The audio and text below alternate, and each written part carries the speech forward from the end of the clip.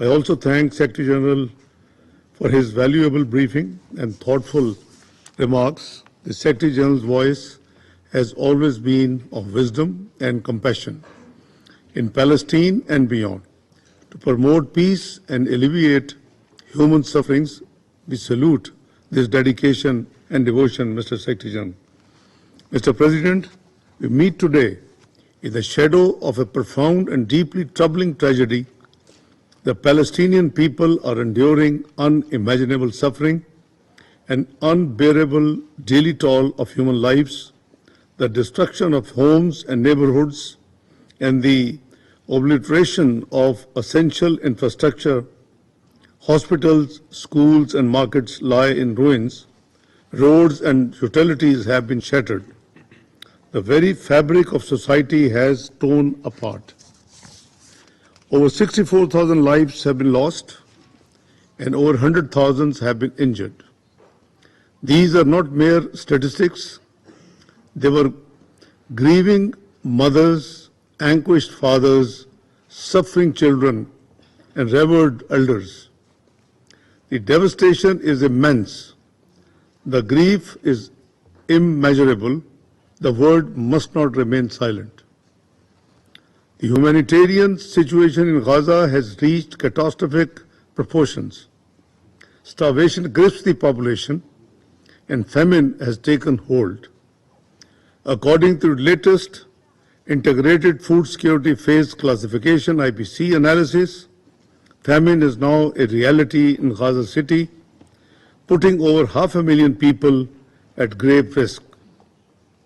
In Khan Yunis and Deir al-Bala, famine looms imminently, threatening countless more lives. The ongoing military operations in Gaza City inflict a relentless toll.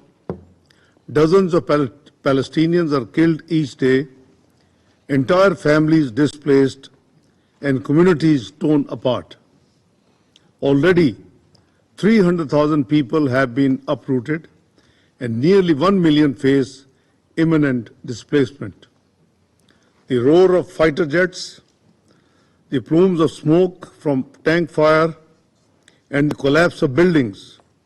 What must this relentless violence mean for women, children, and the most vulnerable? And what of the hostages caught in the crossfire, whose lives hang in the balance? Mr. President, in the West Bank, illegal settlement expansion continues unabated.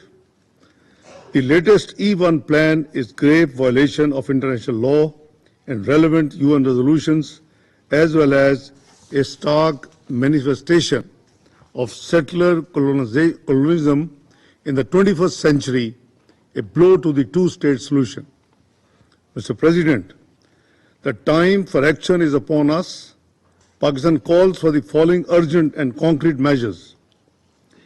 1. An immediate, unconditional and permanent ceasefire to halt the bloodshed and prevent further loss of lives.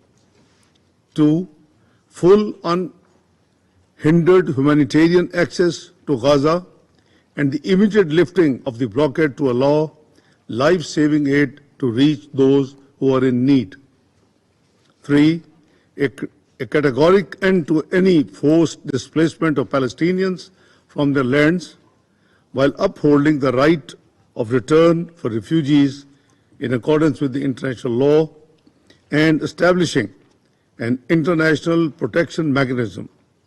And, Mr. President, Pakistan reaffirms its unwavering support for the Palestinian people in their just struggle for dignity, justice, and self-determination through the establishment of a sovereign, independent, and contiguous Palestinian state on pre-1967 borders with Al-Quds al-Sharif as its capital.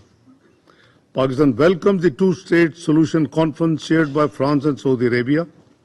We also commend the recent recognitions of the State of Palestine by numerous member states, a step that reflects adherence to justice and the principle of international law. Pakistan had the honor to be among the first few countries to recognize the State of Palestine following the Declaration of Independence in 1988. This positive momentum must be sustained with resolute determination, seriousness of purpose, and an unwavering commitment to achieving a just and lasting solution. Mr. President, the people of Palestine are facing a crisis of historic proportion. Their suffering is a stain on our collective conscience. Gaza has become a graveyard for the humanity as well as for the global conscience. We call upon the Security Council and the broader international community to act decisively, to uphold human dignity, to ensure accountability and deliver justice. The time for words has passed. The time for action is now. Thank you, Mr. President, and thank you all.